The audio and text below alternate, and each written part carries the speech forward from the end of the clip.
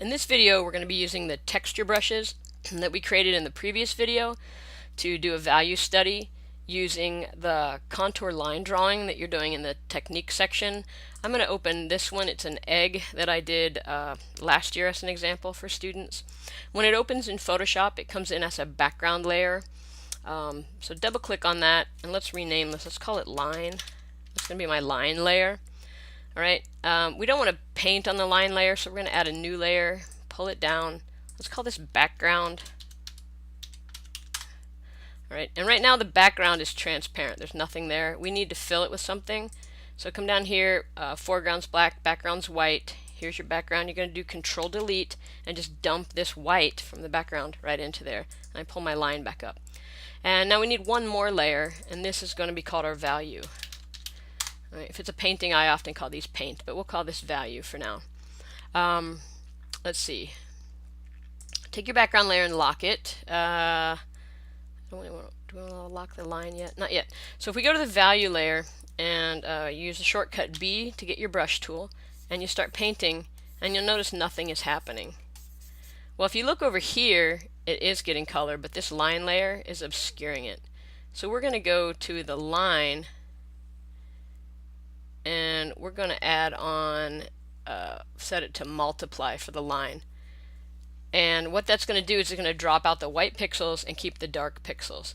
So it multiplies, and you can see how it does multiply, that anytime I put line down, don't do it on that layer, anytime I put line down, it makes the line on top actually a little bit darker as well. Okay, right now we're just going to go through and we're just going to erase all this.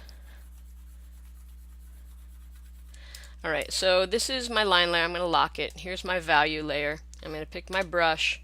I'm actually going to turn my opacity down quite a bit on this brush because I was playing with it earlier and it's a bit much. And you can just start painting in just a nice underpainting. And you can go outside the lines. We'll erase it later.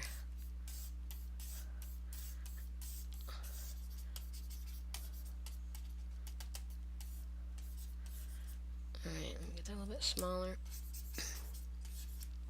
Turn the opacity up. And you can, try some of the different brushes that you created. You can start laying some color in. Or some value in. Sorry, I keep saying color. You lay some value in. You can go and you can choose white, and you can come back and add some highlights into it, lighten things up. Whatever you want to do, just play with it. There's also a few other tools. On Go Studio, there's a file called Mandy's Favorite Tools, Mandy's Favorite Brushes or something like that. And I've got these things in there like this smudge watercolor brush, which will kind of blend things together a little bit if you want to do that. But again, this is a texture project, so don't blend the snot out of it. I'm going to undo that. But play with some of these different brushes. Let's see, what else? You can add an additional layer. So say you like what you have, but you want to try something else. Add a new layer and go to brush. And then you can go back and, oh, we're going to lighten it apparently. Okay, we'll go back and we'll add some more lightness to the background. I don't like that at all. I'll get rid of that. Let's go back and let's add some more dark to the background. I do like that a little bit better. And the other thing you can do is you can erase, E for the eraser tool. I'm going to go in and just erase some of that overkill. Go to each layer and I can erase. If you want to get a straight line, put your eraser down, hold shift and pull down, and it'll just erase straight across. Okay, I've got a layer issues.